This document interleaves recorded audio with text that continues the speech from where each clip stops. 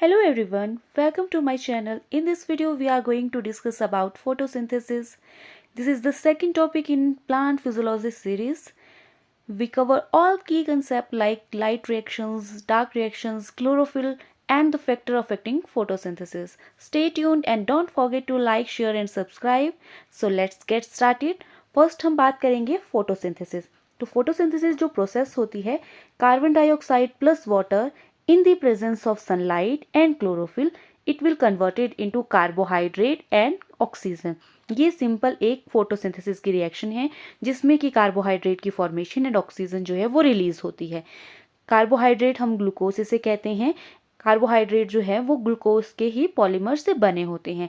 ये chemical energy में change होती है तो केमिकल एनर्जी इसमें फॉर्म होती है, बनती है सनलाइट की हेल्प. तो सनलाइट की जो एनर्जी है that is the radiation energy. Radiation energy जो है इसमें कन्वर्टेड होती है केमिकल एनर्जी में. और अगर हम बात करें इसके की पॉइंट्स की, फोटोसिंथेसिस एक एनाबॉलिक प्रोसेस होती है. एनाबॉलिक का मतलब होता है स्मॉलर कंपोनेंट जो है वो मिलकर लार्जर कंपोनेंट की फॉर्मेशन करते हैं. तो कार्बन डाइऑक्साइड एंड वाटर जो है वो मिलकर कार्बोहाइड्रेट की फॉर्मेशन करते हैं और इसमें एनर्जी जो है वो यूज़ होती है in the form of sunlight. इसमें एनर्जी जो है वो यूज़ होती है तो इसे एंडरगोनिक प्रोसेस भी कहा जाता है. सेकेंड हम इसमें बात करते हैं, ये एक फिजियोकेमिकल प्रोसेस होती है क्योंकि रेडिएशन एनर्जी इसमें कन्वर्ट होती है केमिकल एनर्जी में. So this is called as physiochemical reaction.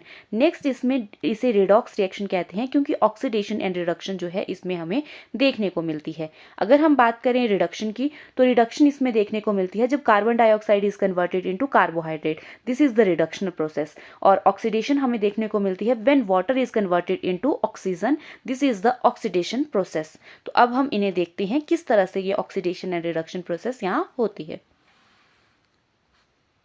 First जो हमारी ये प्रोसेस होती है इसमें हमारे पास जो रॉ मटेरियल होता है दैट इज कार्बन डाइऑक्साइड. तो कार्बन डाइऑक्साइड जो है प्लस वाटर मिलकर जो है कार्बोहाइड्रेट एंड ऑक्सीजन की फॉर्मेशन इसमें देखने को हमें मिलती है. अब जो ये कार्बन डाइऑक्साइड है ये कन्वर्ट हो जाती है, इसमें कार्बन डाइऑक्साइड में कार्बन एंड ऑक्सीजन देखने को मिलता है. देन हमें जब कार्बोहाइड्रेट की फॉर्मेशन होती है तो उसमें कार्बन, हाइड्रोजन और साथ में ऑक्सीजन भी ऐड होती है. तो एडिशन ऑफ इसमें हाइड्रोजन की एडिशन हुई है. कार्बन डाइऑक्साइड में कार्बन एंड ऑक्सीजन होता है लेकिन यहाँ हाइड्रोजन भी ऐड हुआ है. तो एडिशन ऑफ हाइड्रोजन जो होता है दैट इज रिडक्शन प्रोसेस. तो carbon dioxide is converted into carbohydrate. This is the reduction of carbon dioxide हमें देखने को मिलता है. तो रिडक्शन ऑफ कार्बन डाइऑक्साइड जो है ये ड्यूरिंग द डार्क देखने को मिलता है. सेकेंड हम बात करते हैं ऑक्सीडेशन ऑफ वाटर. वाटर जो है वो कन्वर्ट होता है इनटू O2. तो इसमें हाइड्रोजन रिमूव हो गया. ऑक्सीडेशन जो है वो रिमूवल या लॉस ऑफ हाइड्रोजन को कहा जाता है. तो यहाँ हमें ऑक्सीडेशन वाटर की देखने को मिलती है. तो फर्स्ट हम बात करते हैं ऑक्सीडेशन की. ऑक्सीडेशन में गेन ऑफ ऑक्सीजन हो तब भी ऑक्सीडेशन होता है. अगर लॉस ऑफ हाइड्रोजन होता है तो उसे भी ऑक्सीडेशन कहा जाता है. या फिर लॉस ऑफ इलेक्ट्रॉन देखने को मिले दैट इज ऑक्सीडेशन. इसी तरह से रिडक्शन की बात करें तो loss of oxygen, gain of hydrogen and gain of electron अगर देखने को मिलता है उसे हम रिडक्शन प्रोसेस कहते हैं. तो ये जो प्रोसेस फोटोसिंथेसिस है ये ऑक्सो रिडक्टिव प्रोसेस होती है क्योंकि इसमें ऑक्सीडेशन हमें देखने को मिलती है. Water is converted into oxygen जहाँ पे हाइड्रोजन की लॉस होता है, ऑक्सीडेशन प्रोसेस हुई. और एक साथ में हमें रिडक्शन प्रोसेस देखने को मिलती है जहाँ पर कि गेन ऑफ हाइड्रोजन होता है, carbon dioxide is converted into carbohydrate में. और जो ऑक्सीडेशन ऑफ वाटर है वो लाइट रिएक्शन होती है और लाइट रिएक्शन हमें देखने को मिलती है जो क्लोरोप्लास्ट का ग्रेना होता है, थैलाकॉइड का जो ग्रेना होता है उसमें देखने को मिलती है. और जो डार्क रिएक्शन होती है वो हमें स्ट्रोमा में देखने को मिलती है. तो फोटोसिंथेसिस में लाइट एंड डार्क रिएक्शन दो रिएक्शंस होती हैं. तो लाइट रिएक्शन जो है वो ग्रेना में देखने को मिलती है एंड डार्क रिएक्शन जो है वो स्ट्रोमा में देखने को मिलती है. नेक्स्ट अगर हम बात करें इसी के की पॉइंट्स की तो हमने देखा है कि जो लिविंग ऑर्गेनिज्म होते हैं उनमें जो है मेटाबॉलिज्म की प्रोसेस होती है. अगर मेटाबॉलिज्म की बात करें तो ये डिफाइनिंग फीचर होता है लिविंग ऑर्गेनिज्म का. कोई अगर लिविंग ऑर्गेनिज्म है तो उसमें मेटाबॉलिज्म की प्रोसेस देखने को मिलती है. और मेटाबॉलिज्म भी दो तरह का होता है, एनाबॉलिज्म एंड कैटाबॉलिज्म. तो एनाबॉलिज्म तो हमने फोटोसिंथेसिस में देखा कि फोटोसिंथेसिस एक एनाबॉलिक प्रोसेस होती है. एनाबॉलिज्म का मतलब है कि स्मॉलर जो कंपोनेंट्स है वो मिलकर लार्जर कंपोनेंट की फॉर्मेशन करते हैं. तो स्मॉलर से लार्जर की फॉर्मेशन होता है. क्योंकि ये फॉर्मेशन लार्जर कंपोनेंट की है तो इसे फॉर्मेटिव कंस्ट्रक्टिव प्रोसेस कहा जाता है. इसे करने के लिए हमें एनर्जी की ज़रूरत होती है, रेडिएशन एनर्जी, तो नीड ऑफ एनर्जी इसमें होती है। अगर नीड ऑफ एनर्जी हो रही है प्रोसेस में तो उसे एंडरगोनिक प्रोसेस कहा जाता है और ये एक सिंथेटिक प्रोसेस होती है। तो ये था एनाबॉलिज्म के बारे में। सेकेंड वर्ड है दैट इज कैटाबॉलिज्म। कैटाबॉलिज्म का मतलब होता है लार्जर कंपोनेंट का स्मॉलर कंपोनेंट में टूटना, that is called as catabolism. तो इसमें ब्रेकडाउन या डिस्ट्रक्शन देखने को मिलती है। इस प्रोसेस में रिलीज ऑफ एनर्जी होती है जिस वजह से इसे एक्सर्गोनिक प्रोसेस कहा जाता है। तो ये था क्या होता है एनाबॉलिज्म और कैटाबॉलिज्म के बारे में डिफरेंसेस। नेक्स्ट अगर हम ग्रीन प्लांट्स की बात करें तो ग्रीन प्लांट जो होते हैं वो ऑटोट्रॉफ्स होते हैं, जो अपना खाना खुद बनाते हैं। ऑटोट्रॉफ्स ये होते हैं। ये फोटोट्रॉफ्स होते हैं, लाइट एनर्जी का यूज़ करते हैं। ये लिथोट्रॉफ्स होते हैं, ये सोर्स ऑफ इलेक्ट्रॉन का यूज़ करते हैं। तो इसलिए हम ग्रीन प्लांट को कहते हैं फोटो ऑटो लिथोट्रॉफ्स इन्हें कहा जाता है, या फोटो लिथो ऑटोट्रॉफ्स इन्हें हम कहते हैं। ये था ग्रीन प्लांट्स के बारे में। तो अगर हम कंपेरेटिवली एनिमल के साथ इसका कंपैरिजन करें तो autotroph versus heterotrophs, phototroph versus chemotrophs and lithotroph versus organotrophs होते हैं। एनिमल की बात करें तो एनिमल जो होते हैं हिट्रो कीमो ऑर्गेनोट्रॉफ्स इन्हें कहा जा सकता है, या कीमो हिट्रो ऑर्गेनोट्रॉफ्स हम इन्हें कहते हैं। अब हम वन बाय वन इन्हें डिस्कस करते हैं। फर्स्ट है ऑटोट्रॉफ वर्सेस हिटोट्रॉफ। ऑटोट्रॉफ्स वो ऑर्गेनिज्म होते हैं which derive their energy from inorganic source. Inorganic source का मतलब है कार्बन डाइऑक्साइड। तो कार्बन जो है इनऑर्गेनिक कार्बन से अगर ये एनर्जी लेते हैं उस तरह के ऑर्गेनिज्म को कहा जाता है ऑटोट्रॉफ। तो कार्बन डाइऑक्साइड प्लस वाटर मिलके ग्लूकोज और ऑक्सीजन एंड एनर्जी को रिलीज करते हैं।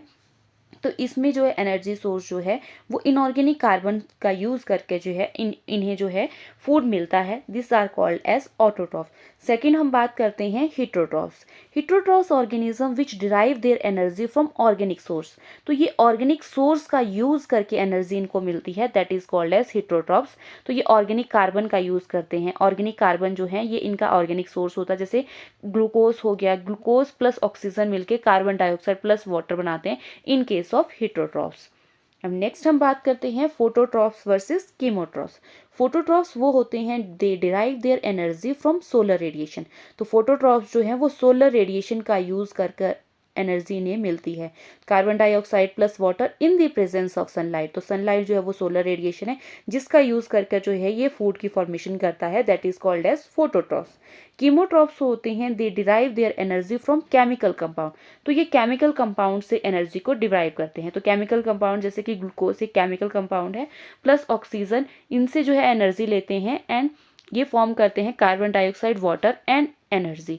अब ये एनर्जी हीट की फॉर्म में हो सकती है या in the form of ATP हमें देखने को मिलती है। ये होता है इन केस ऑफ कीमोट्रॉफ्स। नेक्स्ट हम बात करते हैं लिथोट्रॉफ वर्सेस ऑर्गेनोट्रॉफ। लिथोट्रॉफ जो होते हैं इनमें सोर्स ऑफ एनर्जी जो है या सोर्स ऑफ इलेक्ट्रॉन जो होते हैं वो इन्हें मिलते हैं from oxidation of inorganic substance. जब ऑक्सीडेशन ऑफ इनऑर्गेनिक सब्सटेंस होता है उनसे इन्हें एनर्जी मिलती है। Carbon dioxide plus water in the presence of sunlight glucose and oxygen बनाते हैं एंड ये जो वाटर है ये ईटीसी साइकिल के इलेक्ट्रॉन का यूज़ कर electron from oxidation of water ये करते हैं और इससे जो है वो एटीपी की फॉर्मेशन होती है जिससे कि एनर्जी मिलती है। नेक्स्ट हम बात करते हैं source of energy is come from oxidation of organic substances. Oxidation of organic substances जो है इन्हें सोर्स ऑफ एनर्जी मिलती है। अब नेक्स्ट हम बात करते हैं ग्रीन प्लांट्स की। तो ग्रीन प्लांट्स जो होते हैं वो फोटोसिंथेसिस से अपना फूड फॉर्म करते हैं, इसलिए इन्हें कहा जाता है प्रोड्यूसर। ग्रीन प्लांट जो होते हैं उन्हें प्रोड्यूसर कहा जाता है। फोटोसिंथेसिस की ये प्रोसेस करते हैं और इनमें फूड बनता है। जो फूड फोटोसिंथेसिस से बनता है उसे टोटल फूड कहा जाता है और टोटल फूड को ही हम कहते हैं जीपीपी, ग्रॉस प्राइमरी प्रोडक्टिविटी। तो प्लांट ने जब फूड बनाया तो वो उसकी ग्रॉस प्राइमरी प्रोडक्टिविटी होती है। अगर मान लो एक जो फूड जो है वो in the form of glucose बन रहा है, 100 kg जो है इन्होंने टोटल फूड बनाया है, लेकिन 20 kg ग्लूकोज जो है वो यूज हो जाता है रेस्पिरेशन के प्रोसेस में, जिससे कि रेस्पिरेटरी लॉस हम कहते हैं। तो रेस्पिरेटरी लॉस जो है वो 20 kg का हो गया, जिसके बाद इसके पास बचता है 80 kg ग्लूकोज और इस 80% को कहा जाता है एनपीपी, नेट प्राइमरी प्रोडक्टिविटी। तो that is the net primary productivity जो अवेलेबल होती है कंज्यूमर के लिए। तो अगर हम नेट प्राइमरी प्रोडक्टिविटी को निकालना चाहें तो अगर हम टोटल फूड में से रेस्पिरेटरी जो लॉस होता है उसे सब्ट्रैक्ट कर देंगे तो हमारे पास एनपीपी जो है वो हम निकाल सकते हैं। एनपीपी है नेट प्राइमरी प्रोडक्टिविटी, इस तरह से हम निकालते हैं। नेक्स्ट अगर हम बात करते हैं स्ट्रक्चर ऑफ क्लोरोप्लास्ट, क्लोरोप्लास्ट का जो स्ट्रक्चर होता है ये बेसिकली फोटोसिंथेसिस के लिए रिस्पॉन्सिबल होता है। फोटोसिंथेसिस जो है वो क्लोरोप्लास्ट के अंदर हमें देखने को मिलती है। और फोटोसिंथेसिस की बात करें तो इसमें लाइट एंड डार्क रिएक्शन हमें देखने को मिलती है। सबसे पहले हम क्लोरोप्लास्ट के स्ट्रक्चर की बात करते हैं तो इसमें हमें आउटर मेम्ब्रेन देखने को मिलती है और आउटर मेम्ब्रेन पे प्रेजेंट होती हैं porin proteins. These are the porin proteins जो प्रेजेंट होती हैं आउटर मेम्ब्रेन पे। एंड देन इसके बाद इनर मेम्ब्रेन देखने को मिलती है। इनर मेम्ब्रेन के बाद इसमें हमें देखने को मिलते हैं इस तरह से ये स्ट्रैंड्स बने होते हैं। इस पूरे स्ट्रैंड को हम कहते हैं ग्रेनल लैमेला या हम इसे ग्रेना कहते हैं। ये पूरा जो कलेक्टिवली है that is called as grana. और इसकी एक एक यूनिट को जो सिंगल इसकी यूनिट्स हैं उन सिंगल यूनिट्स को हम कहते हैं थैलाकॉइड्स। इस तरह से ये हमें देखने को मिलता है। और थैलाकॉइड के ऊपर हमें देखने को मिलते हैं क्वेंटासोम्स। क्वेंटासोम्स जो हैं वो इन थैलाकॉइड मेम्ब्रेन के ऊपर लगे होते हैं। और बीच की बात करें थैलाकॉइड के तो उनमें ल्यूमन प्रेजेंट होता है। इसी तरह से ये दूसरा ग्रेना हमें देखने को मिलता है। और ये जो ग्रेना हैं ये एक दूसरे से जो अटैच्ड होते हैं बाय द स्टोमल लैमेला, इनके बीच में हमें देखने को मिलते हैं स्टोमल लैमेला। तो ये ग्रेना और स्टोमल लैमेला के बाद जो स्पेस बचता है उसे हम कहते हैं स्ट्रोमा। तो ये सारा जो है वो हमें देखने को मिलता है क्लोरोप्लास्ट के स्ट्रक्चर में। तो ये सारा स्टोमा देखने को मिलता है। और इसमें जो है वो 70S टाइप ऑफ राइबोसोम भी प्रेजेंट होते हैं और हमें देखने को मिलता है डबल स्ट्रैंडेड डीएनए भी प्रेजेंट होता है। डबल स्ट्रैंडेड डीएनए जो है वो सिंगल एक ही देखने को मिलता है। डबल स्ट्रैंडेड डीएनए सर्कुलर ये होता है, विदाउट हिस्टोन प्रोटीन होता है, तो इसलिए इसे हम नेक्ड डीएनए कहते हैं। अब अगर हम थैलाकॉइड के स्ट्रक्चर की बात करें तो थैलाकॉइड की जो मेम्ब्रेन होती है ये हमारे पास एक थैलाकॉइड है और ये थैलाकॉइड की मेम्ब्रेन है। इस थैलाकॉइड की मेम्ब्रेन के ऊपर हमें देखने को मिलते हैं क्वेंटासोम जिन्हें हम फोटोसिंथेटिक यूनिट कहते हैं और बीच में हमें देखने को मिलता है ल्यूमन। ये जो क्वेंटासोम्स होते हैं इसे दिया था पार्क एंड बैगिंस ने। एक क्वेंटासोम के अंदर 230 क्लोरोफिल प्रेजेंट होते हैं। 230 क्लोरोफिल जो प्रेजेंट होते हैं जिसमें कि 170 जो है वो क्लोरोफिल ए होता है एंड 60 जो है वो क्लोरोफिल बी होता है। तो 3:1 की रेशो में यहाँ पे हमें क्लोरोफिल देखने को मिलते हैं। क्लोरोफिल ए जो है वो 3 देखने को मिलते हैं। तो इसमें CH3 प्रेजेंट होता है, ये रेड कलर का होता है और यूनिवर्सल पिगमेंट होता है। क्लोरोफिल बी जो है वो रेशो 1 में देखने को मिलता है। CHO इसमें ग्रुप देखने को मिलता है एंड ब्लू कलर ये होता है, ये एक असेसरी पिगमेंट होता है। ये इस तरह से थैलाकॉइड मेम्ब्रेन पे प्रेजेंट होते हैं। नेक्स्ट अगर हम बात करें 2 थैलाकॉइड्स हमारे पास हैं। इस तरह से हमने 2 थैलाकॉइड की बात की। तो थैलाकॉइड का जो बीच का हिस्सा है इसमें यहाँ पे ये एक दूसरे के ऊपर है। अगर ये एक दूसरे के ऊपर हैं तो ये रीजन जो है वो अप्रेस्ड रीजन है। जहाँ पर हमें ये अप्रेस्ड रीजन देखने को मिलता है वहाँ हमें देखने को मिलते हैं फोटोसिस्टम 2। फोटोसिस्टम 2 प्रेजेंट होता है अप्रेस्ड रीजन पे। और जो रीजन जो है किसी से दबा नहीं है उसे कहा जाता है नॉन अप्रेस्ड रीजन। और नॉन अप्रेस्ड रीजन पे प्रेजेंट होते हैं फोटोसिस्टम 1। इसी तरह से ये हमें देखने को मिलते हैं ग्रेना लैमेले या ग्रेना हम कहते हैं। थैलाकॉइड जो हैं वो ग्रेना का ही पार्ट होते हैं, ग्रेना की ही यूनिट होते हैं। तो ग्रेना में हमें देखने को मिलते हैं फोटोसिस्टम 1 एंड फोटोसिस्टम 2। तो फोटोसिस्टम 1 एंड फोटोसिस्टम 2 जो हैं वो बोथ इन्वॉल्व करते हैं, नॉन साइक्लिक रिएक्शन करते हैं। सेकेंड हम बात करते हैं स्टोमल लैमेले की। तो स्टोमल लैमेले जो होते हैं ये दो ग्रेना को जोड़ने का काम करते हैं। और क्योंकि इनमें अप्रेस्ड रीजन प्रेजेंट नहीं होता है, इसमें नॉन अप्रेस्ड रीजन ही प्रेजेंट होता है और नॉन अप्रेस्ड रीजन पे प्रेजेंट होते हैं फोटोसिस्टम 1। तो स्टोमा लैमेले में हमें सिर्फ फोटोसिस्टम 1 ही देखने को मिलता है। और अगर सिर्फ फोटोसिस्टम 1 ही प्रेजेंट है तो वहाँ हमें देखने को मिलती है साइक्लिक रिएक्शन यहाँ प्रेजेंट होती है, जो हम आगे डिटेल में डिस्कस करेंगे। नेक्स्ट हम बात करते हैं PAR। PAR जो रीजन होता है इसे कहा जाता है photosynthetic active radiation. Photosynthetic active radiation जो होती हैं वो कुछ बुक्स में 390 to 760 जो है इन्हें लिखा गया है। हम इन्हें पढ़ते हैं 400 नैनोमीटर टू 700 नैनोमीटर की जो रेडिएशंस होती हैं that are the photosynthetic active radiation. इसके अंदर हमें देखने को मिलते हैं विजुअल स्पेक्ट्रम जिसे विबग्योर कहा जाता है। तो विजुअल स्पेक्ट्रम जो है वो 400 नैनोमीटर टू 700 नैनोमीटर या 390 to 760 जो है देखने को हमें मिलता है। अगर बात करें लेस देन 400 नैनोमीटर की जो रेडिएशन होती है उन्हें अल्ट्रा वायलेट रेडिएशन कहा जाता है, एंड मोर देन 760 नैनोमीटर की जो रेडिएशन होती हैं उन्हें कहा जाता है infrared radiation. In case of blue green algae, photosynthetic active radiation PAR for BGA होती है 300 नैनोमीटर टू 900 नैनोमीटर। इस तरह से डायरेक्ट क्वेश्चन भी पूछा जा सकता है। नेक्स्ट हम डिस्कस करते हैं आउटलाइन ऑफ फोटोसिंथेसिस की आउटलाइन को। तो इस तरह से अगर हम बात करें तो फोटोसिंथेसिस जो है वो क्लोरोप्लास्ट में होती है। क्लोरोप्लास्ट की अगर स्ट्रक्चर की बात करें तो उसमें आउटर मेम्ब्रेन होती है, इनर मेम्ब्रेन होती है, और बीच में हमें स्ट्रोमा देखने को मिलता है, और देन इसमें हमें ग्रेना देखने को मिलते हैं। ग्रेना जो है उसकी एक सिंगल यूनिट को हम थैलाकॉइड कहते हैं, और ये जो हमने स्ट्रक्चर बनाया है ये एक थैलाकॉइड का स्ट्रक्चर है। और स्ट्रोमा की अगर बात करें तो स्ट्रोमा जो मैट्रिक्स होता है उसे कहा जाता है, जिसमें कि डार्क रिएक्शन देखने को मिलती है, और ग्रेना की बात करें तो उसमें लाइट रिएक्शन देखने को मिलती है। तो अगर ग्रेना के स्ट्रक्चर की बात करें तो ग्रेना के स्ट्रक्चर में हमें जहां अप्रेस्ड पार्ट देखने को मिलता है वहां होता है फोटोसिस्टम 2, और जो नॉन अप्रेस्ड पार्ट होता है उसमें देखने को मिलता है फोटोसिस्टम 1। और अगर हम इसमें स्ट्रक्चर की बात करें, बीच में हमें इसमें ल्यूमन देखने को मिलता है। थैलाकॉइड के बीच का जो स्ट्रक्चर होता है उसे हम ल्यूमन कहते हैं। फोटोसिस्टम 2 से पहले हाइड्रोलाइसिस ऑफ वाटर देखने को मिलता है, जिसमें कि 2 वाटर मॉलिक्यूल जो है वो ब्रेक डाउन होते हैं, oxygen plus 4H positive ions and plus electron. तो इस तरह से इलेक्ट्रॉन जो है यहाँ बनते हैं, और ये इलेक्ट्रॉन फिर एंटर करते हैं ETS साइकिल में, जिसे इलेक्ट्रॉन ट्रांसपोर्ट सिस्टम कहा जाता है। जैसे ही ये इलेक्ट्रॉन ट्रांसपोर्ट सिस्टम में जाते हैं तो इस तरह से हमें ये प्रोटीन देखने को मिलती हैं, जो प्रोटीन जो है इसे आगे ट्रांसफर करने में काम करती हैं। तो जो प्रोटीन यहाँ देखने को मिलती है वो है साइटोक्रोम B6F। जैसे ही इलेक्ट्रॉन जो है इस साइटोक्रोम B6F से ट्रांसफर होता है आगे, तो जो स्ट्रोमा में H पॉजिटिव आयन है वो पंप हो जाते हैं inside the lumen of thylakoid. तो जैसे ही inside the lumen of thylakoid में ये NH पॉजिटिव आयन जो है वो H पॉजिटिव आयन अंदर आते हैं ल्यूमन में, तो H पॉजिटिव आयन इंक्रीज होते हैं, तो pH जो है ल्यूमन का वो इंक्रीज कर जाता है।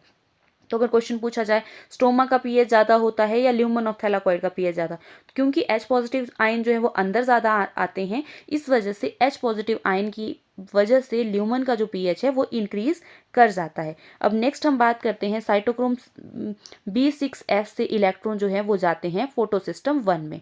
फोटोसिस्टम 1 इन इलेक्ट्रॉन को आगे फिर ट्रांसफर करता है FD के पास। FD है फेराडॉक्सिन, फेराडॉक्सिन कहा जाता है FES, आयरन सल्फर प्रोटीन जो है वो फेराडॉक्सिन में हम आगे इन्हें डिटेल में पढ़ेंगे। तो हम बात करते हैं ये फेराडॉक्सिन जो है इन इलेक्ट्रॉन्स को आगे ट्रांसफर करता है, और ये इलेक्ट्रॉन ट्रांसफर होते हैं NADP पॉजिटिव के पास। NADP पॉजिटिव जो होता है ये एक रिडक्टेज एंजाइम है, तो ये NADP जो है कन्वर्ट हो जाता है इनटू NADPH में। इसमें हमें रिडक्शन प्रोसेस देखने को मिलती है। रिडक्शन का मतलब होता है गेन ऑफ हाइड्रोजन। तो स्ट्रोमा से ये NADP पॉजिटिव जो है स्ट्रोमा से H पॉजिटिव आयन का गेन करता है, और ये इलेक्ट्रॉन को एक्सेप्ट करता है और कन्वर्ट हो जाता है NADPH में। यहाँ हमें इस कहते हैं रिड्यूसिंग पावर। तो सबसे पहले अगर क्वेश्चन पूछा जाए कि सब फाइनल इलेक्ट्रॉन एक्सेप्टर कौन है, तो फाइनल इलेक्ट्रॉन को जिसने एक्सेप्ट किया है that is NADP positive. Reductase ये एंजाइम है। NADP पॉजिटिव जो है वो इलेक्ट्रॉन को फाइनल एक्सेप्ट करता है, और स्ट्रोमा से H पॉजिटिव आयन को गेन करता है, रिडक्शन की प्रोसेस करता है और कन्वर्ट हो जाता है NADPH में। तो इस तरह से रिड्यूसिंग पावर हमें यहाँ देखने को मिलती है। और सेकंड हम बात करते हैं ड्यूरिंग ये लाइट रिएक्शन हो रही होती है, तो ल्यूमन में जब H पॉजिटिव की कंसंट्रेशन बढ़ जाती है और स्ट्रोमा में H पॉजिटिव कंसंट्रेशन कम देखने को मिलती है, तो हायर टू लोअर जो है वो मूव करता है। तो यहाँ हमें देखने को मिलता है कीमोऑस्मोटिक मूवमेंट में हम इन्हें डिस्कस करेंगे। तो ये हमें देखने को मिलते हैं F0 particles and F1 particles, ये थैलाकॉइड की मेम्ब्रेन पे देखने को मिलते हैं, जो जो H पॉजिटिव प्रोटॉन पंप है इन्हें करते हैं from high concentration to lower concentration move ये करते हैं, और यहाँ पे F0 और F1 पार्टिकल जो है वो ATP की फॉर्मेशन यहाँ हमें देखने को मिलती है। तो ड्यूरिंग द लाइट रिएक्शन क्या क्या बनता है, ATP की फॉर्मेशन होती है और NADPH की फॉर्मेशन होती है। नेक्स्ट फ्लो चार्ट में हम इसे डिस्कस करते हैं कि ये प्रोसेस किस तरह से हुई। सबसे पहले हमने देखा कि फोटोसिस्टम जो 2 है उसमें वाटर की हाइड्रोलाइसिस होती है, वाटर टूटता है और इलेक्ट्रॉन को ये जनरेट करता है, फिर ये इलेक्ट्रॉन जो है ETS साइकिल में एंटर करते हैं। जैसे ही ये प्रोटीन्स साइटोक्रोम B6F के पास पहुंचते हैं तो स्ट्रोमा से प्रोटोन जो है वो पंप हो जाते हैं इनसाइड द ल्यूमन, जिसे हम कहते हैं प्रोटोन ग्रेडियंट जो है वो यहाँ पे हमें देखने को मिलता है। तो इलेक्ट्रोकेमिकल प्रोटोन ग्रेडियंट जनरेट होता है, जिसकी वजह से जो है प्रोटोन मोटिव फोर्स जनरेट होती है और फाइनली हमें एटीपी की फॉर्मेशन देखने को मिलती है। सेकंड, जो इलेक्ट्रॉन ट्रांसपोर्ट होते हैं साइटोक्रोम B6F से, ये आगे मूव करते हैं और फाइनली इसको एक्सेप्ट किया जाता है NADP पॉजिटिव के थ्रू, और फिर रिडक्शन प्रोसेस होती है, गेन ऑफ हाइड्रोजन ये स्ट्रोमा से करते हैं और कन्वर्ट हो जाते हैं इनटू NADPH में, जिसे कहा जाता है रिड्यूसिंग पावर, और एटीपी की फॉर्मेशन को कहा जाता है केमिकल पावर। तो इन दोनों प्रोसेसेस को कहा जाता है एसिमिलेटरी पावर। एसिमिलेटरी पावर जो होती हैं वो एटीपी और NADPH की फॉर्मेशन को कहा जाता है। ये रिएक्शन जो होती हैं वो ग्रेना में देखने को मिलती है और ये रिएक्शन है लाइट रिएक्शन। जब यहाँ पे एटीपी और NADPH बन जाता है तो हमें देखने को मिलती है स्ट्रोमा में डार्क रिएक्शन। तो डार्क रिएक्शन कहाँ होती है? स्ट्रोमा में देखने को मिलती है, जिसकी वजह से ये जो कार्बन डाइऑक्साइड होता है, ये कार्बन डाइऑक्साइड जो है वो रिडक्शन प्रोसेस करता है और ये formation of first stable compound बनाता है, दैट इज 3PGA। तो 3PGA जो है फर्स्ट स्टेबल कंपाउंड बनता है, देन इसके बाद फाइनली हमें ग्लूकोज फॉर्मेशन देखने को मिलती है। यहाँ पर ये कार्बन डाइऑक्साइड जब कन्वर्ट होता है तो ये यूज करता है लाइट रिएक्शन के प्रोडक्ट्स को, दैट इज एसिमिलेटरी पावर को। ये कार्बन डाइऑक्साइड जब कन्वर्ट हो रहा है तो यूज कर लेता है एटीपी एंड NADPH को। तो जो डार्क रिएक्शन होती है वो लाइट रिएक्शन के प्रोडक्ट्स को यूज करती है और ग्लूकोज की फॉर्मेशन यहाँ होती है। तो फोटोसिंथेसिस में ग्लूकोज जो है वो बनता है। देन उसके बाद हमने ऑलरेडी डिस्कस किया है कि ग्लूकोज जो है वो कन्वर्ट किया जाता है सुक्रोज में ताकि ये ट्रांसपोर्ट हो सके। देन ये ट्रांसपोर्ट होता है और फिर स्टोर होता है in the form of starch. Root में जो है वो स्टार्च की फॉर्म में ये स्टोर होता है। तो इस तरह से हमें फोटोसिंथेसिस की आउटलाइनिंग जो है वो देखने को मिलती है। नेक्स्ट हम बात करते हैं लाइट एंड डार्क रिएक्शन के डिफरेंसेस की। लाइट रिएक्शन जो होती हैं वो डिपेंड अपॉन लाइट होते हैं एंड डार्क रिएक्शन जो है वो depend upon the product of light reaction. Light reaction के जो प्रोडक्ट्स होते हैं एटीपी और NADPH, उन पे डार्क रिएक्शन डिपेंड करती है। लाइट रिएक्शन जो है वो ग्रेना में देखने को मिलती है, थैलाकॉइड जो होते हैं ग्रेना की यूनिट उनमें प्रेजेंट होती है, और डार्क रिएक्शन जो है वो स्ट्रोमा में देखने को मिलती है। लाइट रिएक्शन जो है वो ग्रेनल रिएक्शन इसे कहा जाता है, थैलाकॉइड रिएक्शन और हिल रिएक्शन या फोटोकेमिकल रिएक्शन इसे कहा जाता है। Light reaction is called as stromal reaction, dark reaction Blackman's reaction या बायोसिंथेटिक रिएक्शन इसे कहा जाता है। लाइट रिएक्शन में ऑक्सीडेशन ऑफ वाटर होता है और डार्क रिएक्शन में रिडक्शन ऑफ कार्बन डाइऑक्साइड होती है। लाइट रिएक्शन में रिलीज ऑफ ऑक्सीजन होता है एंड डार्क रिएक्शन में फॉर्मेशन ऑफ फूड होता है। लाइट रिएक्शन जो होती है फॉर्मेशन ऑफ एटीपी और NADPH करती है एंड डार्क रिएक्शन जो है वो यूज करती है एटीपी और NADPH का वो यूज करती है। सो ये था difference between light reaction and dark reaction. तो हमने देखा कि NADP पॉजिटिव जो है वो फाइनल एक्सेप्टर होते हैं और 3PGA जो है वो फाइनल स्टेबल कॉम्प्लेक्स होते हैं फोटोसिंथेसिस रिएक्शन के। नेक्स्ट हम बात करते हैं एक्सपेरिमेंट जर्नी की, किस तरह से ये एक्सपेरिमेंटली प्रूफ हुए हैं। फर्स्ट है ह्यूमस थ्योरी, इसे दिया था एरिस्टोटल ने, अरस्तु जिन्हें कहा जाता है। According to him organic and inorganic material present in the soil is responsible for the growth and development of plants. तो इनके अकॉर्डिंग जो है organic and inorganic material soil के अंदर प्रेजेंट होते हैं वो रिस्पॉन्सिबल होते हैं किसी भी प्लांट की ग्रोथ और डेवलपमेंट के लिए। सेकंड हम बात करते हैं जिसे कहा जाता है विलो ट्री एक्सपेरिमेंट। विलो कहा जाता है सेलिक्स अल्बा को, जिससे क्रिकेट बैट बनाए जाते हैं। तो विलो ट्री एक्सपेरिमेंट दिया था वॉन हेलमोंट ने। और अगर आपसे क्वेश्चन में पूछा जाए नोट में हम लर्न करेंगे हॉकी स्टिक जो बनती है वो मोरस अल्बा की बनती है, जिसे मलबरी ट्री कहा जाता है।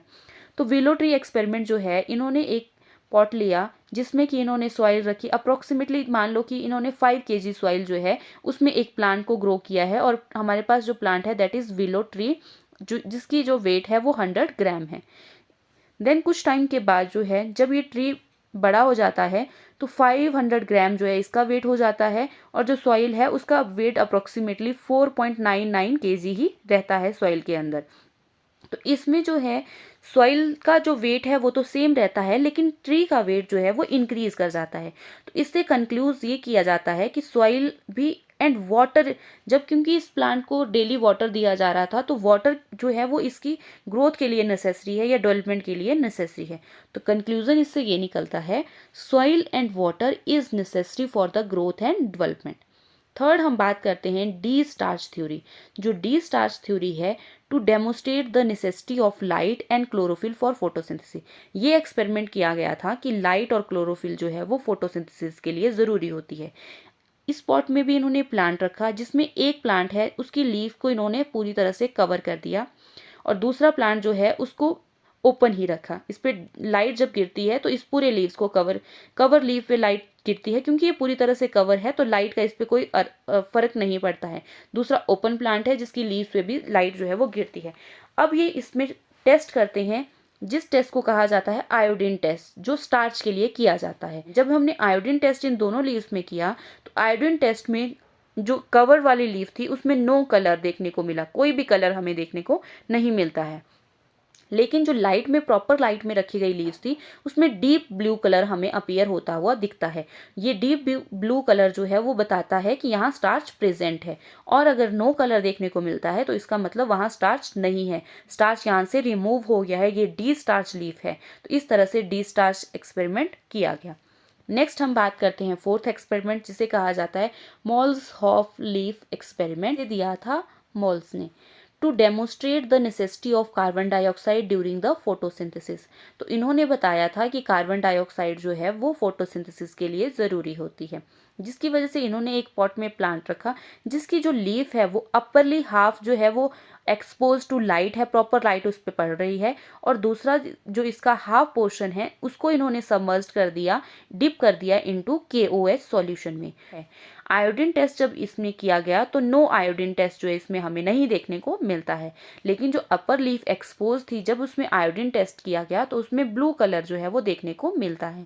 तो इससे ये एब्जॉर्ब किया गया कि यहाँ पर कार्बन डाइऑक्साइड जो है वो इस प्लांट को नहीं मिलती है, क्योंकि KOH जो है जो यहाँ पर KOH जो है वो रिएक्ट कर जाता है कि कार्बन डाइऑक्साइड के साथ, जो लीफ डिप है उसको कार्बन डाइऑक्साइड मिलती ही नहीं है। इसलिए ये प्रूव होता है कि कार्बन डाइऑक्साइड जो है वो एक्सपोज्ड लीफ को मिलती है और वो नेसेसिटी होती है फोटोसिंथेसिस के लिए। फोर्थ एक्सपेरिमेंट है जिसे डिसॉसर एक्सपेरिमेंट कहा जाता है। Water is necessity for photosynthesis इन्होंने ही दिया था। सेकंड है जेवी-सैक्स experiment. During the photosynthesis glucose is formed in the green part of the plant, that is chloroplast में जो है वो ग्लूकोज बनता है। सेवंथ है बेलजार एक्सपेरिमेंट, इंपॉर्टेंट है, ये प्रिस्ले ने दिया है। इन्होंने mice, mint plant and burning candle पे ये एक्सपेरिमेंट किया था। तो इन्होंने एक जार लिया, फर्स्ट इन्होंने जो केस लिया उसमें इन्होंने कैंडल और माइस को रखा। सेकंड केस में इन्होंने candle, plant, mint plant and mice, तीन चीज़ों को रखा। तो फर्स्ट केस में इन्होंने जब कैंडल इन्होंने जलाई तो उससे कार्बन डाइऑक्साइड जो है वो रिलीज आउट होती है और ऑक्सीजन जो है वो बर्निंग में यूज़ होती है, और माइस भी जो है वो कार्बन डाइऑक्साइड रिलीज करता है। तो यहाँ पे कार्बन डाइऑक्साइड रिलीज तो हो रही है लेकिन ऑक्सीजन नहीं मिल रही है और माइस जो है वो मर जाता है, माइस डाई कर जाता है। सेकेंड केस में जब इन्होंने कैंडल भी रखा है, मिंट प्लांट भी रखा है और माइस भी रखा है, तो कैंडल जो बर्निंग के लिए ऑक्सीजन का यूज़ करके कार्बन डाइऑक्साइड रिलीज करती है, माइस भी जो है वो ऑक्सीजन का यूज़ करके कार्बन डाइऑक्साइड रिलीज करता है, लेकिन मिंट प्लांट जो है वो कार्बन डाइऑक्साइड का यूज़ करके ऑक्सीजन रिलीज करता है, जिस वजह से माइस जो है वो सर्वाइव कर जाता है। मिंट की बात करें, पुदीना जो होता है उसे मिंथा कहा जाता है, लेबिएटी फैमिली से बिलोंग करता है, ओसिमम फैमिली इसे कहा जाता है।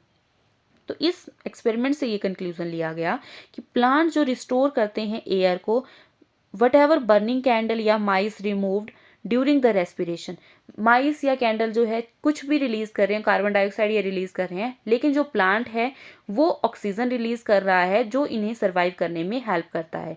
तो ऑक्सीजन जो है वो ज़रूरी होती है, तो plant restore their air. Next experiment है जिसे जॉन एगेनहॉर्ज एक्सपेरिमेंट कहा जाता है। इन्होंने रिपीट किया था एक्सपेरिमेंट प्रिस्ली का जो बेलजार एक्सपेरिमेंट था। तो इन्होंने सिग्निफिकेंस ऑफ लाइट जो है वो बताया था कि लाइट जो है वो बहुत ज़रूरी है, क्योंकि इन्होंने जो बेलजार एक्सपेरिमेंट किया वो लाइट में और डार्क में किया। केस लिया था प्रिस्ले ने, उसको इन्होंने लाइट में रखा, तो लाइट में रखने की वजह से जो माइस है वो सर्वाइव कर जाता है। और सेकेंड केस उन्होंने डार्क में रखा, डार्क में रखने की वजह से जो है माइस जो है वो सेकेंड केस का मर जाता है। और इन्होंने यही एक्सपेरिमेंट जो है वो फिर से किया। इन्होंने एक पॉट रखा जिसमें इन्होंने हाइड्रिला प्लांट को लिया। हाइड्रिला प्लांट जो एक्वेटिक है, पानी में ये रहता है, तो इन्होंने देखा कि पानी में इन्हें एयर बबल्स देखने को मिलते हैं due to evolution of oxygen in the presence of light. जैसे ही लाइट इसके ऊपर पड़ती है तो यहाँ इन्हें बबल देखने को मिलते हैं due to evolution of oxygen in presence of light. ये कंक्लूड करते हैं कि ग्रीन प्लांट जो होते हैं वो प्यूरिफाई कर देते हैं फाउल एयर को, और इन the presence of light foul जो एयर होती है उसको ये रिमूव कर देते हैं इन the presence of light. Next experiment है एंगलमैन एक्सपेरिमेंट, जिन्होंने यूज किया था प्रिज्म को। फर्स्ट एक्शन स्पेक्ट्रम जो एंगलमैन ने ही दिया था। इस एक्सपेरिमेंट में उन्होंने यूज़ किया फिलामेंटस एल्गी का, जो है क्लेडोफोरा एंड स्पायरोगेरा, जिसे ग्रीन एल्गी कहा जाता है, and aerobic bacteria, oxygen seeking bacteria का इन्होंने इस एक्सपेरिमेंट में यूज़ किया है। इन्होंने एक प्रिज्म लिया और प्रिज्म पे वाइट लाइट को फॉल किया, इससे कि ये वाइट लाइट जो है वो डिफरेंट कलर जो है वो स्कैटर करती है, डिफरेंट कलर्स जो है विबग्योर इसमें हमें देखने को मिलता है। और इन्होंने एक ट्यूब ली जिसमें कि फिलामेंटस एल्गी को रखा, और जैसे ही ये लाइट इसके ऊपर पड़ती है, ये फिलामेंटस एल्गी जो है वो ऑक्सीजन सीकिंग इसमें बैक्टीरिया देखने को मिलते हैं, ऑक्सीजन रिलीज करती है, और इसके अंदर फिर देखने को मिलते हैं ऑक्सीजन सीकिंग बैक्टीरिया, जिनको की ऑक्सीजन की रिक्वायरमेंट होती है। तो सबसे ज़्यादा जो कंक्लूजन इसमें देखा गया कि जो ब्लू और रेड कलर की लाइट है वो मोर एफिशिएंट है फोटोसिंथेसिस करने के लिए। तो यहाँ पे हमें ज़्यादा देखने को मिलते हैं बैक्टीरिया, एंड हमें देखने को मिलते हैं रेड रीजन पे, रेड और ब्लू रीजन पे ज़्यादा देखने को मिलते हैं। तो blue and red light is more efficient for photosynthesis. Next हम बात करते हैं रेड ड्रॉप फिनोमिना। इसे दिया था एमर्सन ने। तो इन्होंने क्या किया, फोटोसिंथेटिक ऑर्गेनिज्म को एक सेटअप में रखा और दूसरे में भी फोटोसिंथेटिक ऑर्गेनिज्म को रखा। जब इन्होंने इसमें लाइट फॉल की लेस देन 680 नैनोमीटर की लाइट को इससे पास करवाया, तो जब इन्होंने ये पास करवाया उसमें इन्होंने देखा, तो इसमें इन्होंने क्वांटम यील्ड देखी, मान लो वो एक्स क्वांटम यील्ड इसमें प्रेजेंट है। सेकंड केस में इन्होंने मोर देन 680 नैनोमीटर या अप्रोक्सीमेटली 700 नैनोमीटर की लाइट को जब पास करवाया तो उसमें इन्होंने देखा क्वांटम यील्ड वाई। तो कंक्लूजन ये है, ये इन्होंने सबसे ज़्यादा जो यील्ड देखी वो रेड रीजन में देखने को मिलती है। कंक्लूजन ये है कि जो वाई की क्वांटम यील्ड है वो लेस है और एक्स की जो क्वांटम यील्ड है वो ज़्यादा है। ये किस वजह से ये ज़्यादा देखने को मिली, क्योंकि फर्स्ट केस में photo system 1 and photo system 2 both जो हैं वो वर्क करते हैं एक साथ, और सेकंड केस में सिर्फ फोटो सिस्टम 1 ही फंक्शनल होता है एंड फोटो सिस्टम 2 जो है वो फंक्शनल नहीं होता है। फिर एक और एक्सपेरिमेंट किया गया जिसमें केस 1 है, केस 1 में लेस देन 680 नैनोमीटर की लाइट को पास करवाया, केस 2 है जिसमें कि मोर देन 680 नैनोमीटर की लाइट को पास करवाया, एंड केस 3 है जिसमें कि दोनों light less than 680 nanometre and more than 680 nanometre की लाइट को जब पास करवाया तो फर्स्ट केस में क्वांटम यील्ड एक्स आती है, सेकंड में वाई आती है, एंड थर्ड में जेड क्वांटम यील्ड आती है। फर्स्ट केस में जो रिजल्ट हमें देखने को मिलने चाहिए थे, एक्सपेक्टेशन ये थी कि जो थर्ड केस है उसकी जो क्वांटम यील्ड है वो फर्स्ट और सेकंड की क्वांटम यील्ड को प्लस करके इक्विवेलेंट आनी थी, लेकिन ऐसा नहीं होता है। जो क्वांटम यील्ड थर्ड केस की आती है वो फर्स्ट और सेकंड का प्लस करने से भी ज़्यादा आती है, क्योंकि इसे कहा जाता है enhancement effect, Emerson enhancement effect, और इसे दिया था एमर्सन एंड अर्नोल्ड ने एक साथ। तो जिससे इस केस से हमें ये पता चलता है, तो इससे डिस्कवरी की गई 2 फोटो सिस्टम की। तो photo system 1 and photo system 2। Photo system 1 है जो वर्क करता है एट 700 नैनोमीटर की वेवलेंथ पे, एंड फोटो सिस्टम 2 जो वर्क करता है 680 नैनोमीटर की वेवलेंथ पे। नेक्स्ट बात करते हैं evidences of evolution of oxygen. जो फोटोसिंथेसिस की प्रोसेस होती है उसमें जो ऑक्सीजन इवॉल्व होती है या बनती है, इवोल्यूशन ऑफ ऑक्सीजन होता है, वो उसके लिए एविडेंसेस है। पहले माना जाता था अकॉर्डिंग टू सेनेवियर, ऑक्सीजन जो इवॉल्व होती है ड्यूरिंग द फोटोसिंथेसिस वो come from the carbon dioxide, जो कार्बन डाइऑक्साइड होती है एंड वाटर इसमें ऐड किया जाता है जिसकी वजह से कार्बन डाइऑक्साइड प्लस ऑक्सीजन बनता है। तो जब ये कार्बन डाइऑक्साइड है उससे जो है वो ऑक्सीजन इवॉल्व होती है, लेकिन ये रॉन्ग स्टेटमेंट है। तो इस एविडेंसेस जो इवोल्यूशन ऑफ ऑक्सीजन है वो 2 तरह के हैं, indirect evidences and direct evidences. Indirect evidences दिया था वॉन नील में, और डायरेक्ट एविडेंसेस जिसे रेडियो आइसोटोपिक स्टडी कहा जाता है इसे दिया था रूबन, कैमेन एंड हसीद ने। नेक्स्ट एविडेंसेस है उसके बारे में बताया जाता है। जो इनडायरेक्ट एविडेंसेस है वॉन नील ने जो से दिया था, उन्होंने ये दिया था green sulphur and purple sulphur bacteria. Green sulphur bacteria for example chromatin bacteria में इन्होंने ये देखा था। तो इन्होंने कार्बन डाइऑक्साइड और हाइड्रोजन सल्फाइड को लिया और इसमें जो लाइट रेडिएशन लिया वो इंफ्रारेड रीजन की लाइट रेडिएशन लिया, क्लोरोफिल लिया और क्रोमेटिन बैक्टीरिया जो है उस पे इन्होंने ये वर्क करवाया। तो इसमें फॉर्मेशन ऑफ कार्बोहाइड्रेट बनते हैं और साथ में सल्फर बनती है। तो कार्बन डाइऑक्साइड में जो ऑक्सीजन आती है वो तो कार्बन डाइऑक्साइड के ऑक्सीजन जो है वो कार्बोहाइड्रेट में आ जाती है और जो सल्फर है वो H2S से आ जाता है। तो इससे इनडायरेक्टली उनको ये पता चल गया कि कार्बन डाइऑक्साइड से ऑक्सीजन जो है वो इवॉल्व नहीं होती है, बल्कि कार्बन डाइऑक्साइड की ऑक्सीजन जो है वो कार्बोहाइड्रेट की फॉर्मेशन में इन्वॉल्व होती है। सेकंड जो डायरेक्ट एविडेंसेस थे जिसे रूमिन एंड क्वेमन ने दिया था, इन्होंने यूज किए थे आइसोटोप्स ऑफ ऑक्सीजन। ऑक्सीजन के आइसोटोप होते हैं ऑक्सीजन 18। तो इन्होंने ग्रीन एल्गी यूज किया है क्लोरेला को। कार्बन डाइऑक्साइड में जो ऑक्सीजन का जो नंबर होता है, मास होता है, दैट इज 16 O16। तो कार्बन डाइऑक्साइड में जो ऑक्सीजन है वो O16 वाली है एंड वाटर में जो ऑक्सीजन इन्होंने ली वो ऑक्सीजन के आइसोटोप लिए तो ऑक्सीजन 18 वाली ली। देन इसके बाद इस पे लाइट फॉल करती है एंड क्लोरोफिल के प्रेजेंस में कार्बोहाइड्रेट बनते हैं and water and carbohydrate and oxygen बनती है। और ऑक्सीजन में जो देखा गया वो आइसोटोप देखे गए ऑक्सीजन के 18 वाले। तो इससे ये पता चलता है कि यहाँ पे ऑक्सीडेशन ऑफ वाटर होता है जिसकी वजह से ऑक्सीजन यहाँ पे इवॉल्व होती है। तो ये एविडेंसेस थी ऑक्सीजन जो है वो वाटर से बनती है। नेक्स्ट एक्सपेरिमेंट है हिल्स एक्सपेरिमेंट। हिल ने एक्सपेरिमेंट किया जिसमें इन्होंने लीव्स ली और लीव से इन्होंने पिगमेंट को आइसोलेट किया। जो इन्होंने पिगमेंट आइसोलेट किया उसको इन्होंने ट्यूब्स में डाल दिया, टेस्ट ट्यूब में वो पिगमेंट को डाल दिया और इस पिगमेंट में वाटर को ऐड किया और सनलाइट जो है इस पे लाइट को फॉल करवाया। फर्स्ट केस में सिर्फ वाटर ऐड किया और सेकंड केस में इलेक्ट्रॉन एक्सेप्टर को भी इन्होंने ऐड किया। जब फर्स्ट केस में इलेक्ट्रॉन एक्सेप्टर जो है इसमें ऐड नहीं किए, इसमें सिर्फ वाटर ऐड किया है, तो नो इवोल्यूशन ऑफ ऑक्सीजन देखने को नहीं मिलता है। यहाँ पे नो इलेक्ट्रॉन एक्सेप्टर जो है वो नहीं है। सेकेंड केस में इन्होंने इलेक्ट्रॉन एक्सेप्टर भी डाले हैं और वाटर भी डाला है एंड लाइट जब फॉल करती है तो यहाँ पे इवोल्यूशन ऑफ ऑक्सीजन देखने को मिलता है। इसमें हमें जो देखने को मिलता है, अगर हम देखें, फर्स्टली हमने देखा था कि फोटोसिस्टम 2 में हाइड्रोलिसिस ऑफ वाटर होता है जिससे कि वाटर टूटता है ऑक्सीजन, हाइड्रोजन और इलेक्ट्रॉन में। ये इलेक्ट्रॉन फिर पास करते हैं साइटोक्रोम B6F पे, देन फोटोसिस्टम 1 पे एंड फाइनली इनको एक्सेप्ट किया जाता है। NADP पॉजिटिव जो है इनको एक्सेप्ट करता है और इन इलेक्ट्रॉन को NADPH में कन्वर्ट करता है। अगर इस इलेक्ट्रॉन को कोई एक्सेप्ट ही नहीं करे, ये NADP यहाँ से अब्सेंट हो, ये यहाँ प्रेजेंट ही नहीं है, इलेक्ट्रॉन एक्सेप्ट नहीं किया जाता है, तो यहाँ पे ये वाटर जो है वो ऑक्सीजन में भी नहीं टूटेगा। इससे हमें ये पता चलता है कि इलेक्ट्रॉन एक्सेप्टर अगर होंगे तो ही वाटर जो है वो ऑक्सीजन को इवॉल्व करेगा या ऑक्सीजन इसमें ब्रेकडाउन हमें देखने को मिलता है। Until unless there is no electron acceptor in the medium, no photolysis of water will occur and no evolution of oxygen नहीं होगा। तो ये हमने इसमें कंक्लूड करते हैं। नेक्स्ट हम बात करते हैं टाइप ऑफ फोटोसिंथेसिस। फोटोसिंथेसिस दो तरह की होती हैं, oxygenic photosynthesis and non oxygenic photosynthesis. First हम बात करते हैं ऑक्सीजेनिक की। तो ऑक्सीजेनिक का मतलब है रिलीज ऑफ ऑक्सीजन। ऑर्गेनिज्म, ऐसे ऑर्गेनिज्म जो ऑक्सीजन को रिलीज करते हैं। ऑक्सीजन फोटोसिंथेटिक ऑर्गेनिज्म जो हैं वो दो तरह के होते हैं, prokaryotic and eukaryotic.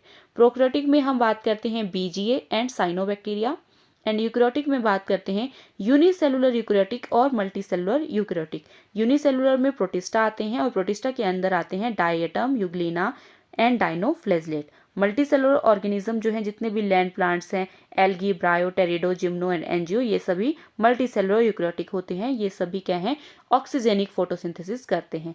N oxygenic photosynthesis जो है नो रिलीज ऑफ ऑक्सीजन जो करते हैं उन्हें कहा जाता है। तो इसमें ऑर्गेनिज्म जो एन ऑक्सीजेनिक ऑर्गेनिज्म होते हैं उन्हें बैक्टीरियल फोटोसिंथेसिस या बैक्टीरियल फोटोसिंथेसिस वो करते हैं, जिसमें आते हैं green bacteria, green sulphur bacteria and green non sulphur bacteria and purple bacteria, purple sulphur bacteria and purple non sulphur bacteria जो हैं जो एन ऑक्सीजेनिक होते हैं, नो रिलीज ऑफ ऑक्सीजन ये करते हैं। तो इनमें एन ऑक्सीजेनिक फोटोसिंथेसिस होती है। नेक्स्ट हम बात करते हैं फोटोसिंथेटिक पिगमेंट की। तो फोटोसिंथेटिक पिगमेंट दो तरह के होते हैं, लिपिड सॉल्युबल होते हैं एंड वाटर सॉल्युबल होते हैं। लिपिड सॉल्युबल जो होते हैं उन्हें स्टेरॉयडल इन नेचर कहा जाता है या लिपिड इन नेचर कहा जाता है। और ये lipid in nature further type के होते हैं, first is chlorophyll, second is bacteria chlorophyll and third is carotenoids. ये हैं लिपिड सॉल्युबल के बेसिस पे। क्लोरोफिल जो है इन बीजीए देखने को मिलती है एंड ग्रीन प्लांट्स में ये देखने को मिलती है। बीजीए का जो विजिबल रीजन होता है 300 टू 900 नैनोमीटर होता है। ग्रीन प्लांट का जो विजिबल रीजन होता है 400 नैनोमीटर टू 700 नैनोमीटर होता है। नेक्स्ट बैक्टीरिया क्लोरोफिल जो होती है वो बैक्टीरिया में देखने को मिलती है और ये एब्जॉर्ब करते हैं इंफ्रारेड रेडिएशंस को। थर्ड हम बात करते हैं कैरोटेनॉइड्स। कैरोटेनॉइड इनमें कार्बन 40 देखने को मिलती है, 40 कार्बन होती है। ये दो तरह के होते हैं, कैरोटीन एंड ज़ैंथोफिल। कैरोटीन का फॉर्मूले की बात करें तो C40H56 कैरोटीन का फॉर्मूला होता है एंड बात करें ज़ैंथोफिल तो C40H56 एंड O2। तो ज़ैंथोफिल जो होते हैं ऑक्सीजेनिक होते हैं एंड कैरोटेनॉइड जो होते हैं नॉन ऑक्सीजेनिक होते हैं। नेक्स्ट हम बात करते हैं वाटर सॉल्युबल पिगमेंट की। तो वाटर सॉल्युबल पिगमेंट होता है फाइकोबिलिन्स।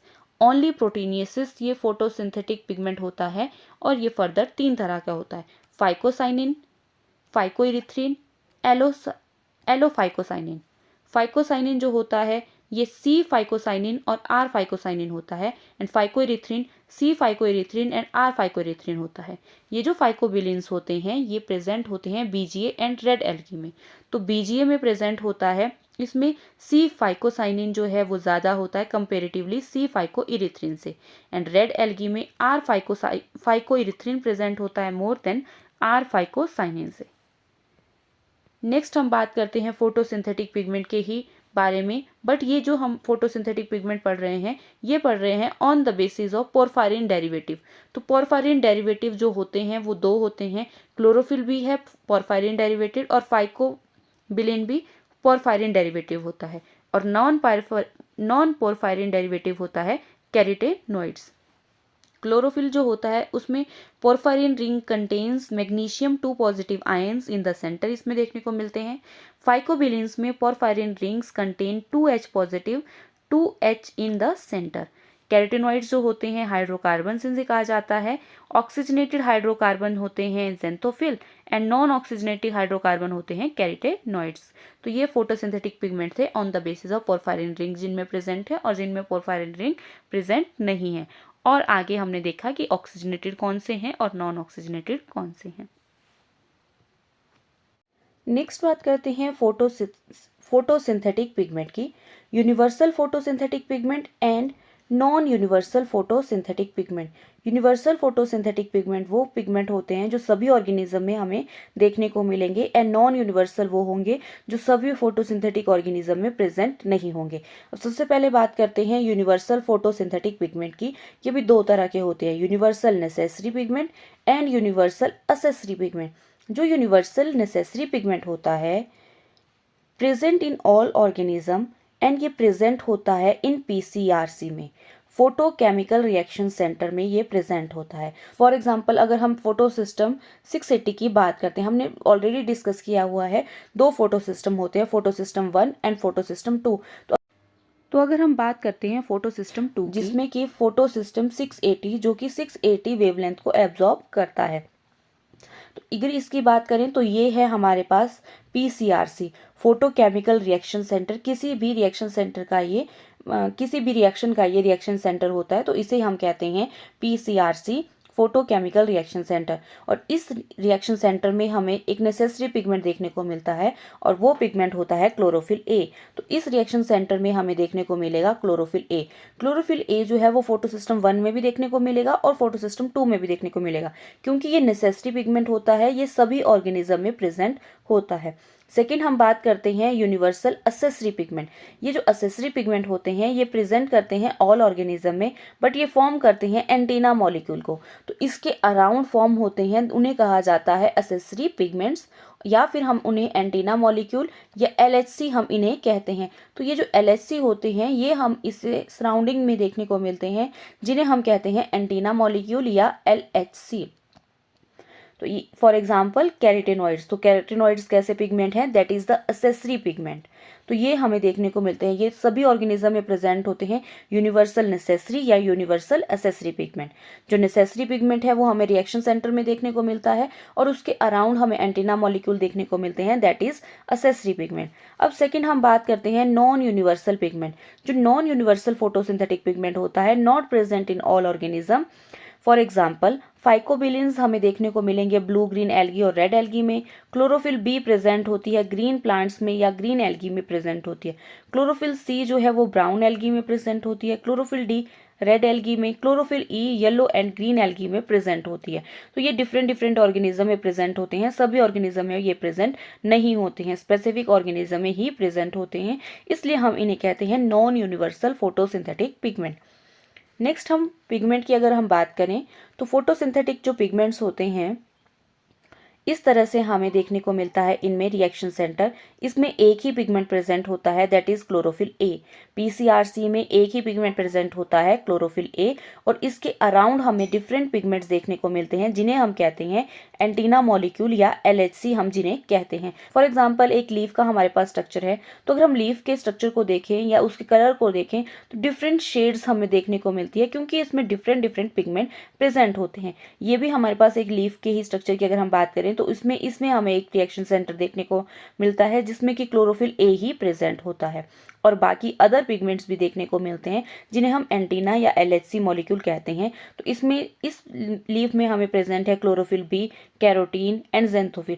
तो ये जो डिफरेंट पिगमेंट्स हैं ये डिफरेंट वेवलेंथ को एब्जॉर्ब करते हैं। जैसे फर्स्ट इसमें एब्जॉर्ब किए 536, देन 540, देन 550। तो इस तरह से डिफरेंट डिफरेंट वेवलेंथ को ये एब्जॉर्ब करते हैं और ये अपने इलेक्ट्रॉन को एक्साइट करते हैं फ्रॉम लोअर टू हायर जो वेवलेंथ है उसकी तरफ। तो इस तरह से ये 536 से 540 तक इलेक्ट्रॉन को एक्साइट कर रहा है, देन आगे वेवलेंथ को एक्साइट कर रहा है।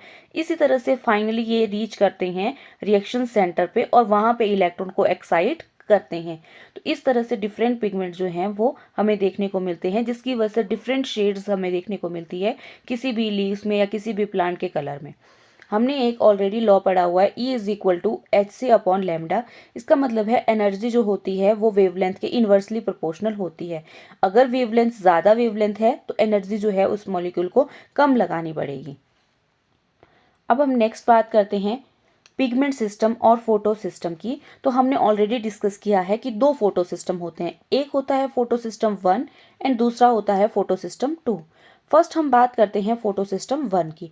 फोटो सिस्टम 1 में PCrC1 जो प्रेजेंट होता है 1 मॉलिक्यूल ऑफ क्लोरोफिल होता है और PCR1 का जो रिएक्शन सेंटर होता है ये एब्जॉर्ब करता है P700 वेवलेंथ को।